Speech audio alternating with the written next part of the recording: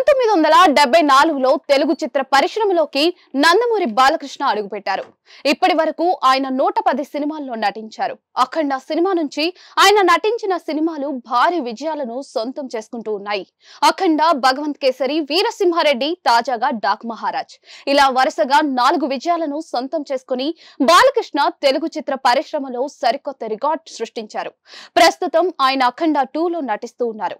తెలుగు చిత్ర పరిశ్రమకు చేసిన సేవలకు గాను బాలకృష్ణకు కేంద్ర ప్రభుత్వం ఇటీవల పద్మశ్రీ పురస్కారాన్ని ప్రకటించింది.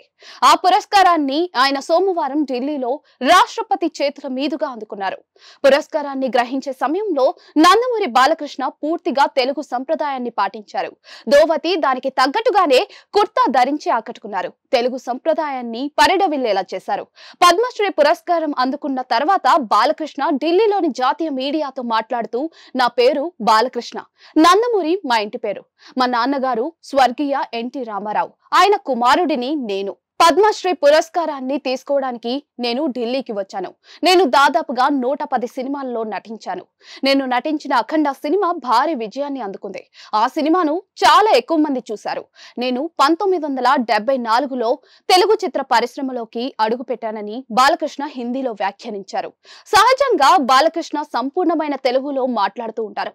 అవసరమైతే తప్ప ఇంగ్లీష్ పదాన్ని వాడరు. పైగా బాలకృష్ణకు తెలుగు మీద విపరీతమైన పట్టు కూడా ఉంది. అందువల్లే ఆయన మాట్లాడే మాటలు పూర్వకాలపు భాషలా ధ్వనిస్తూ ఉంటుంది. ఇక హిందీపై బాలకృష్ణకు పట్టు బాగానే ఉంటుంది. గతంలో నరేంద్ర మోడీకి వ్యతిరేకంగా టీడీపీ నిర్వహించిన సభల్లో కూడా బాలకృష్ణ మాట్లాడిన హిందీ నవ్వులు పూయించింది.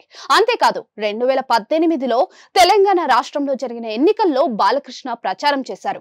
అప్పుడు సారే జహాసే అచ్చా హిందుస్థాన్ హమారా హే బుల్బుల్ అంటూ బాలకృష్ణ వచ్చిరాని హిందీలో మాట్లాడి అప్పుడు కూడా నవ్వులు పూయించారు. ఇక ఇప్పుడు హిందీలో మాట్లాడినప్పటికీ కూడా ఏ మాత్రం తత్తరపాటుకు బాలకృష్ణ అవకాశం ఇవ్వలేదు. చెప్పాల్సిన విషయాన్ని సూటిగా చెప్పేసి వెళ్లిపోయారు.